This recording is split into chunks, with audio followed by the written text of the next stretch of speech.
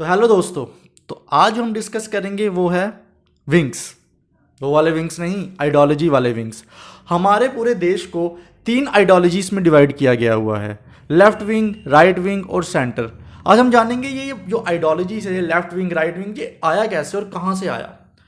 तो ये सबसे पहले आया फ्रेंच रेवोल्यूशन में। जो ये क्वाइंड हुआ था, ये wings, left right and centre wings, ये फ्रेंच रेवोल्यूशन में क्वाइंड हुआ।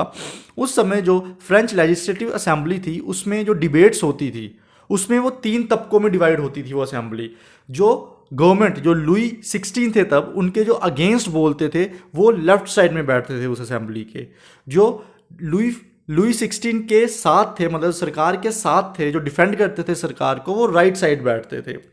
और जो सेंटर, जो मतलब जो मॉडरेट्स थे, जो दोनों पक्षों को 50-50% मतलब दोनों के साथ जो कन्विंस हो जाते थे, वो थे सेंटर। जो मॉडरेट्स, वो सेंटर में बैठते थे।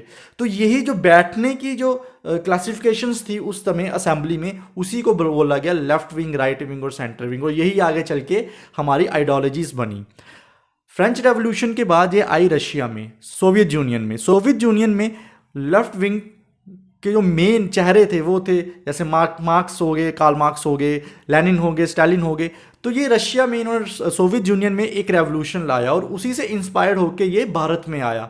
भारत में जब रशिया से लेफ्ट विंग भारत में आया, तो भारत में भी इसको वैसे ही फॉलो किया गया जैसे कि रशिया और फ्रेंच रेवोल्यूशन में फॉलो किया गया था। 1907 की बात करें, जब कांग्रेस में दो फैक्शंस हो गए, मॉडरेट और एक्सट्रीमिस्ट। जो मॉडरेट्स थे वो चाहते थे कि हम गवर्नमेंट के रूल्स एंड रेगुलेशन के हिसाब से काम करें और आज़ादी की डिमांड करें। यहाँ के एक्सट्रीमिस्ट चाहते थे कि हम अगेंस्ट जाए गवर्नमेंट के और बाय फोर्स हम आज़ादी की डिमांड करें। तो उस समय जो एक्सट्रीमिस्ट थे वो बन गए लेफ्ट विंगर्स और जो मॉडरेट्स थे वो बन गए राइट विंगर्स। जो लेफ्ट विंग की आइडियोलॉजी है वो सीधे कहती है कि हम रिलीजन में बिलीफ नहीं करते हैं। वो कहते हैं कि रिलीजन और स्टेट दो अलग अलग चीज़ें होनी चाहिए। डेवलपमेंट के मामले में रिलीजन को बीच में नहीं लाना चाहिए। और वो कहते हैं कि जो ट्रेडिशनल जो स्टिग्मास बनाए हुए हैं, ट्रेडिशनल जो बिलीफ्स हैं, वो उन पे भी बिलीफ नहीं करते हैं। उन्हीं चीज़ों पे बिलीव करते हैं जो लॉजिकल है और जो साइंटिफिक है। तीसरी बात, वो इक्वालिटी में बिलीव करते हैं। इक्वालिटी कहने का मतलब कि वो इस कास्ट और जो क्लासिफिकेशन होती है ह्यूमन बींग्स को लेके, उस पर वो बिलीफ नहीं करते हैं। वो कहते हैं कि जो सारे ह्यूमंस हैं वो इक्वल है। कास्ट सिज्म में वो बिल्कुल बिलीफ नहीं करते हैं। और जो हमारे ट्रेडिशन में है, जो 4 वर्णा है क्लासिफिकेशन है कास्ट सिस्टम के, वो उसको बिल्कुल डिनाई करते हैं।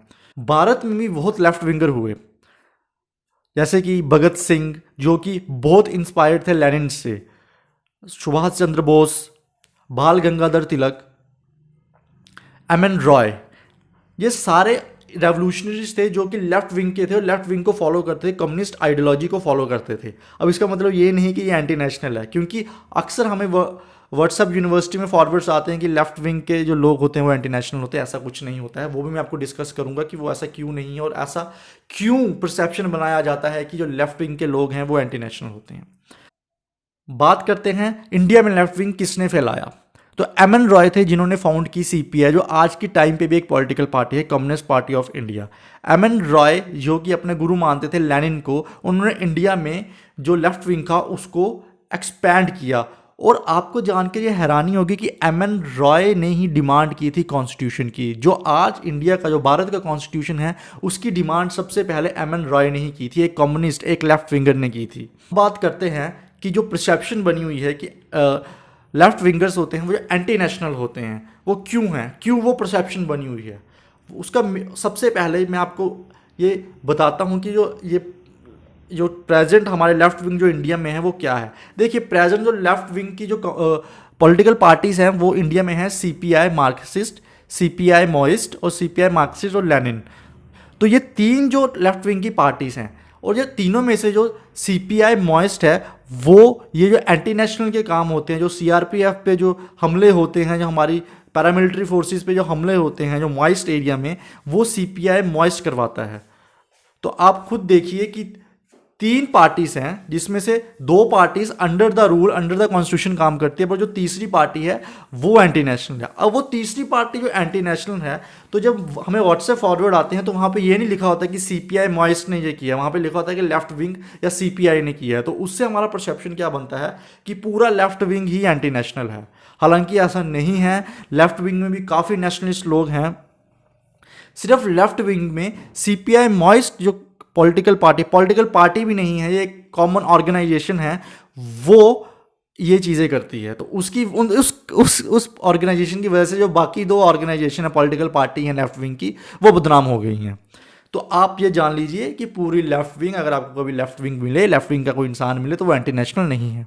दूसरा, जो लेफ्ट विंग के जो लोग होते हैं वो आपस में एक दूसरे को कॉमरेड से संबोधित करते हैं। सपोज अगर मैं लेफ्ट विंग को फॉलो करता हूँ तो मुझे वो संबोधित करेंगे कॉमरेड साहिल राजपूत, और साथ में जो उनकी निशानी होती है, उनका जो झंडा होता है रेड फ्लैग जो कार्ल मार्क्स के टाइम से चला आ रहा है। रेड फ्लैग आपने देखा होगा, वो रेड फ्लैग और वो थोड़ा चांद और उसमें वो सिंबल्स होता है, अभी आपने थंबनेल में भी देखा होगा वो फ्लैग।